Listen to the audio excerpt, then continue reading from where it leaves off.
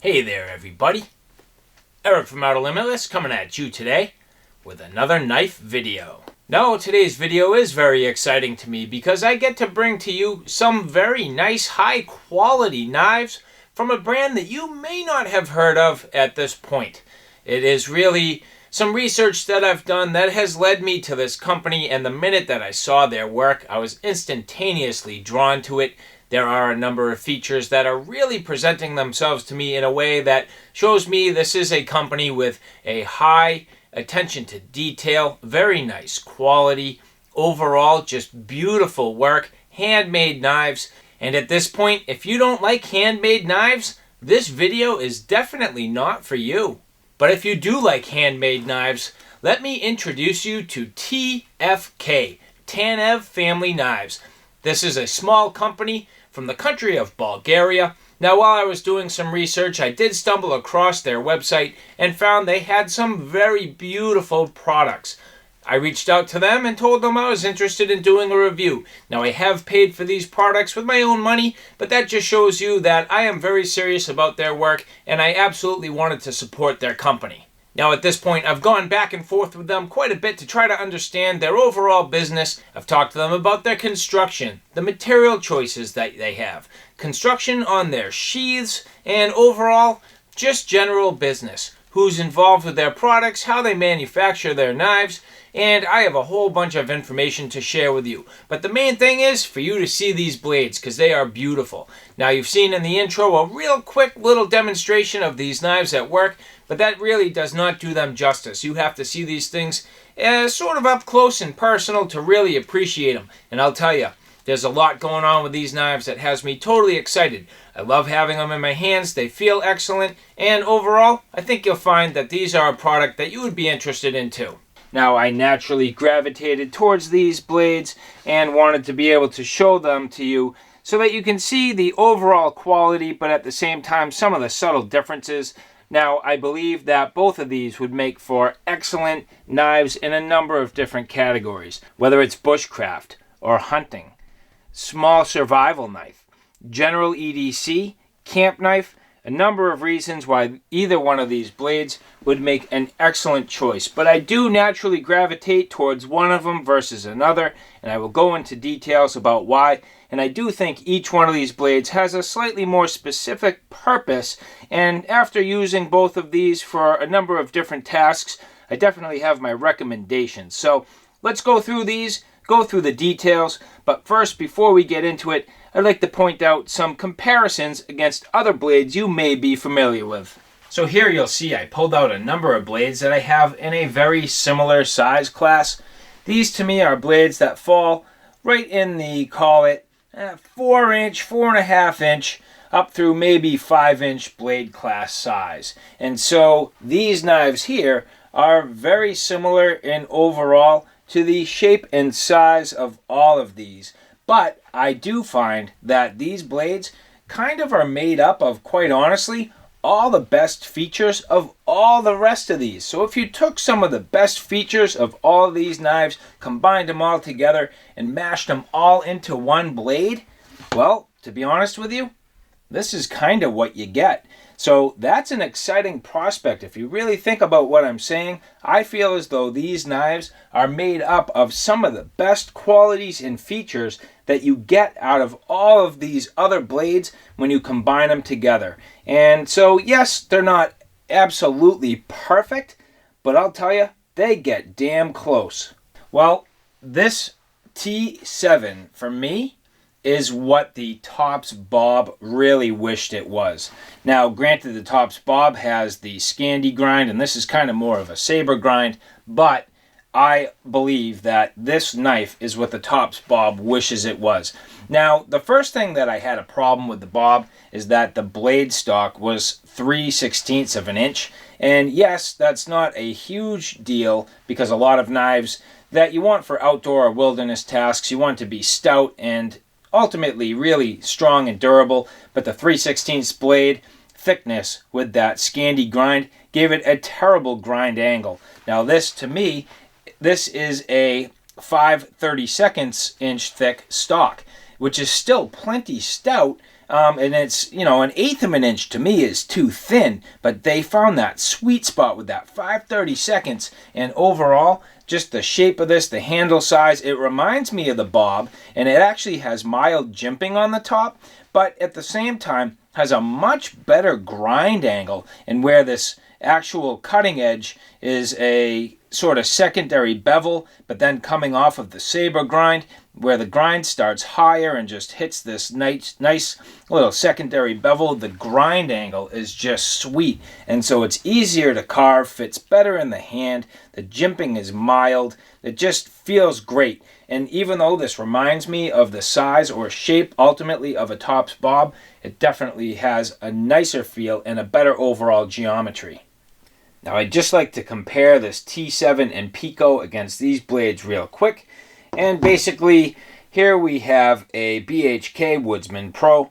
The reason why I think this is similar is simply because of the overall blade shape and size. Both are a saber grind, and when you look at the overall length and size of these blades, they are very similar. Now the reason why I have this Boker JTN, or Join the Navy, is because of the mild jimping. That is one aspect about this Boker Join the Navy that I very much like. It has jimping, but it's mild. It's well done and rounded off, and that is the case here with the TFK. And again, both of these knives having the identical same jimping on the top, and that to me is an added feature. It doesn't hurt your thumb.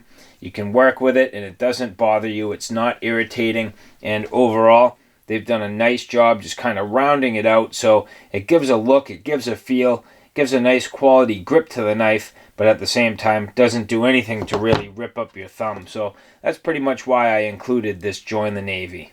Now one aspect about this Boker knife that I very much do like is the palm swell in the handle. Now these TFK knives are thin and flat. They do not necessarily have that palm swell. That is one thing that I think would be a nice little addition to these TFK knives, is in future models or versions, if they were to continue to work on these and get just a little bit of a palm swell in there. But overall, I have to admit, this is still pretty darn comfortable.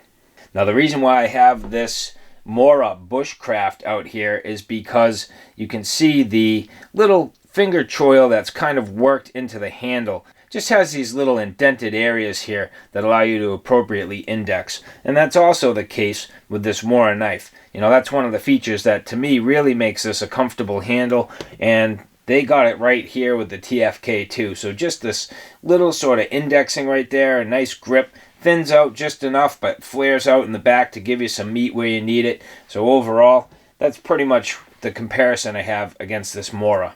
Now in a similar fashion, here you have a K-Bar BK16. Now these handles are very similar in overall handle size. Again, mild jimping on the top of the blade. This is a full flat grind versus a saber grind. There is actually a saber ground version of this, which would be a little more similar. But overall, these have some very similar characteristics in terms of the overall shape and size and the way it fits in your hand and the size of the handle.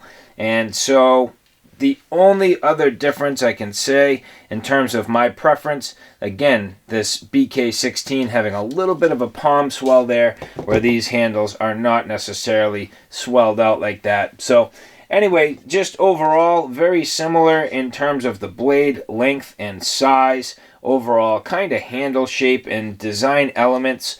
So just another good example of kind of where this TFK falls if you're familiar with the BK16. So now just giving you some nice close-up detail. You'll see here the Pico. Now you'll see that their logo is actually engraved. So they do engraving, which is really nice. And that beautiful handle.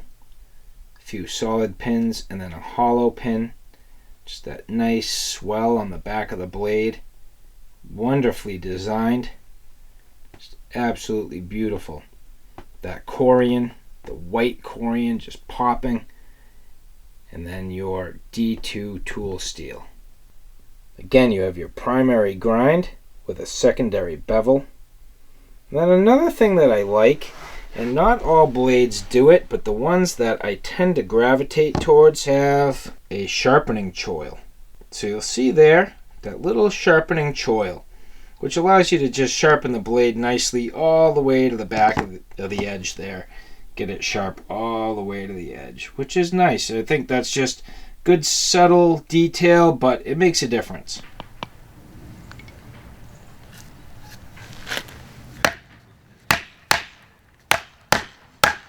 So for me, one of the great uses of a blade like this would be the outdoor wilderness use. For the most part, I like to use blades of this size to help me process wood and for general camp tasks. Here you'll see the T7 being used for batoning tasks. Now I know there's a lot of you out there that don't believe in batoning, but I do. And in this particular case, using it to split a log that is significantly larger than the blade itself is certainly capable of being done.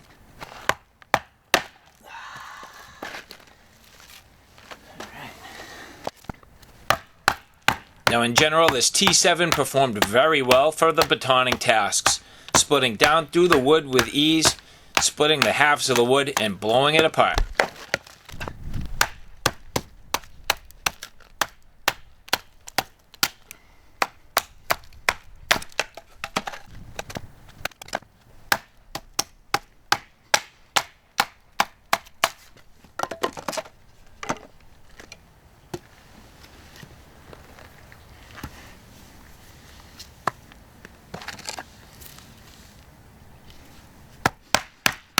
Now for me, with any type of blade, in terms of testing it, I do like to try cross batoning.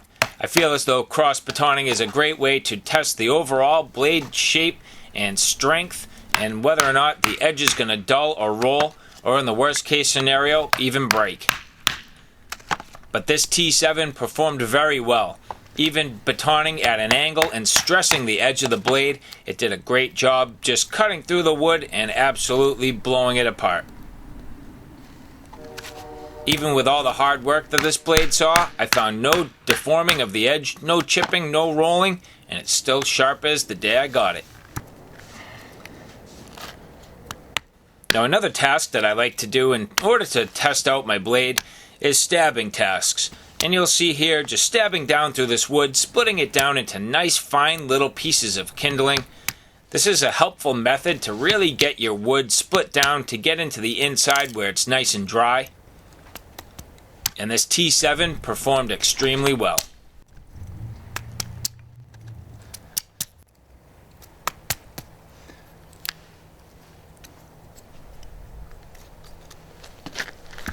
Now here you'll see I'm planing down this piece of wood, getting it to the point where I can start to carve some feather sticks. The grind angle on this T7 is beautiful, and it's very easy to find that nice refined edge. This blade performs extremely well in terms of getting nice fine curls from the top of this log all the way to the bottom. And when you listen closely,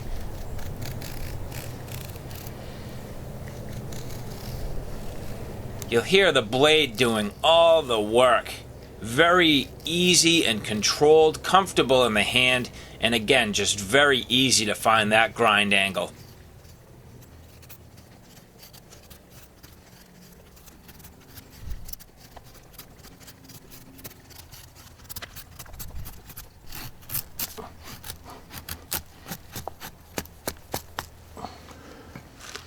That right there is mighty fine.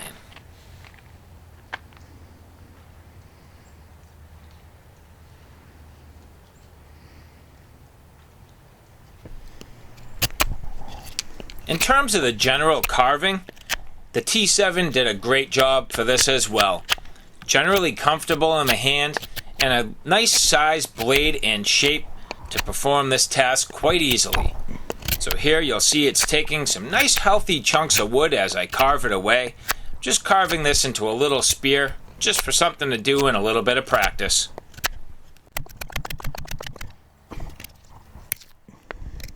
And even these little push cuts feel good in the hand. The back of the spine is not incredibly sharp, so it does not create any hot spots, and the jimping is mild enough that it doesn't hurt your thumb.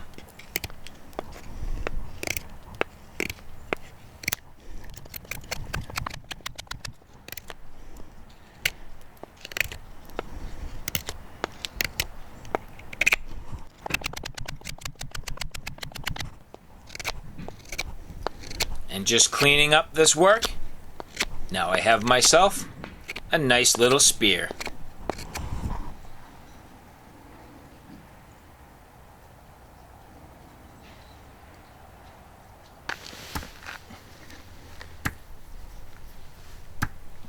Now, continuing to test the blade and performing general stabbing tasks, overall the knife performed well, but the handle is just a touch slick.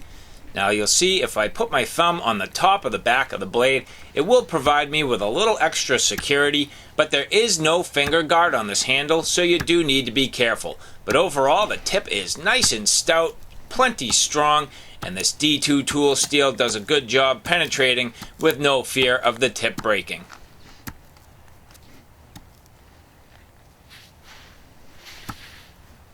Overall, this knife is very comfortable in the hand, fits quite well, and has excellent indexing. Even with my large size hands, this handle is an ample length, giving you just enough on the end, and it's quite comfortable. And now it's the Pico's turn to perform. Even though this blade has a slightly more dainty tip, I'm still not concerned about batoning with it. Now this is a good chance to test this blade to see how the steel will perform, so these batoning tasks are a great opportunity to make sure the steel is good and strong.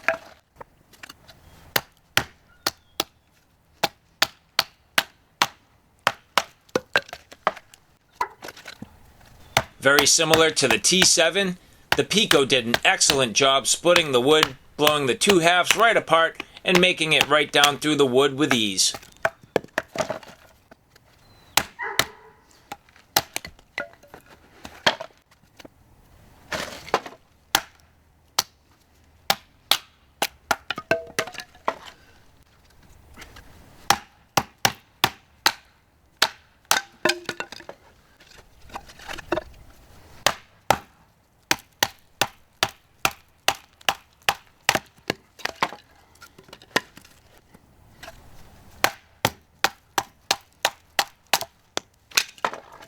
I personally very much like batoning.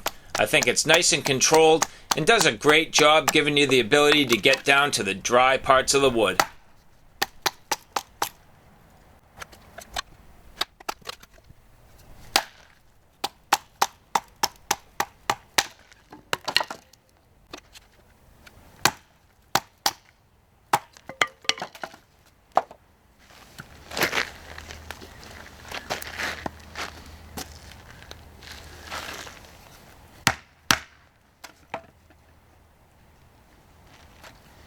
And just similar to the T7, cross-batoning with the Pico is a great way to test the overall blade strength and its edge retention. The Pico hammered through the wood with ease, with good strength and overall excellent edge retention.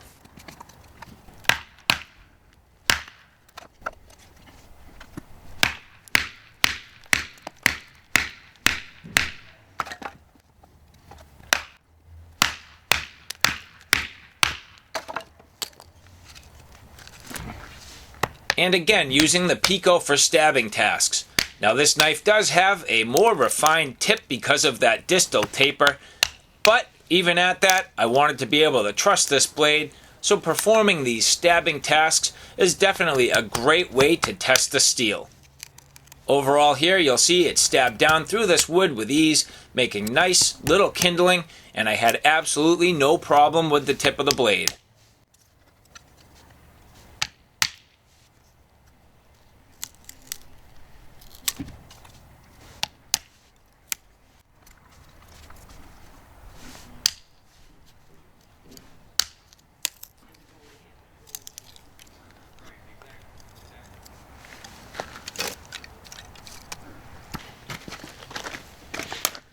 And now that we've stressed the edge of the blade a little bit, how about those curls?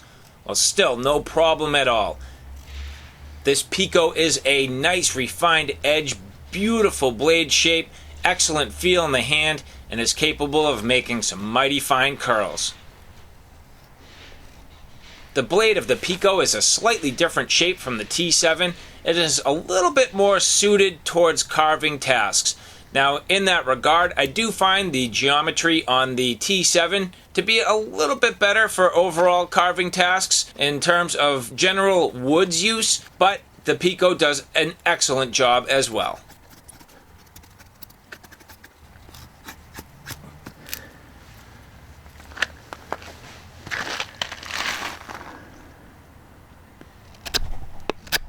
And how about carving? Well, the Pico is definitely capable of taking some nice chunks of wood. Again, I found that I struggled a little bit more with the grind angle and geometry on the Pico than the T7, so my precision was not quite there, but at the same time, I was certainly capable of taking some nice healthy chunks. Again, carving myself out a little spear just for practice and to test the knife.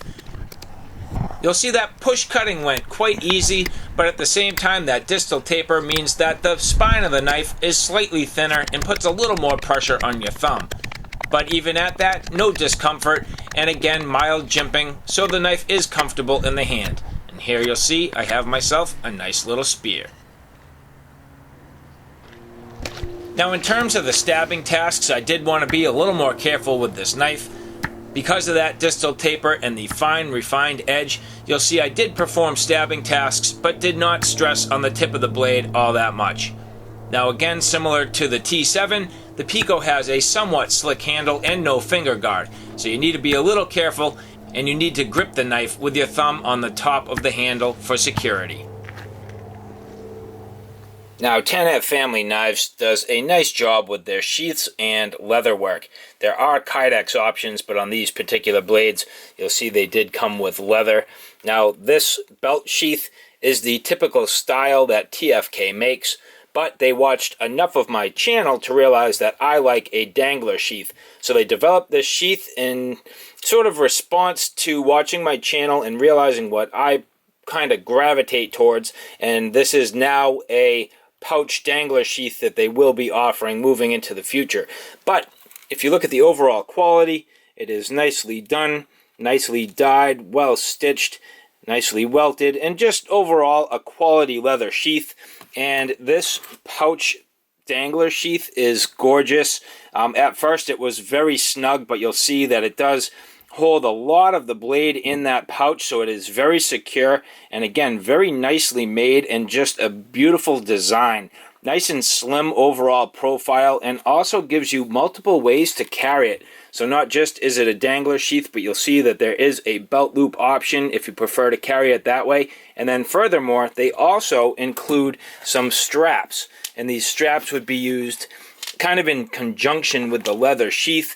You can loop them around and actually create yourself a scout style carry if you like it that way. So pretty much these get fed through from one side to the other. They go through the loops in the back, and then again creating kind of a sort of scout style carry if you prefer that. So modular in a way, which is nice. Multiple carry options. So I'm a very big fan of this pouch dangler sheath. I think they did a beautiful job. So alright guys, there you have it. A real quick look at a couple of beautiful handmade knives from Tanev Family Knives, or TFK. For me, just absolutely some of the best qualities you could ask for in a blade. You know, it's personal preference, but I love the size. I love the feel. They nailed the handle. I love D2 tool steel. The overall grind for me on the T7 and this becoming just a go-to outdoor or wilderness blade is definitely sweet. The Pico, refined. I believe in it and I understand it. I don't gravitate towards it quite as much just in terms of the general blade shape as I do to the T7, but I think for other people this would be the way to go. If you're a hunter, skinner, you want to use it for food prep or other general overall bushcraft or camp tasks. Either way, you can't really go wrong. Both excellent, beautiful blades. And for TFK, nice job, guys. Keep up the great work. So, alright, guys, thanks for stopping by. I hope you like what you saw. I hope you found it a little bit informative. If you like what you saw, please like, share, and subscribe. And as always, thanks for stopping by. Take care now. I'll see you soon.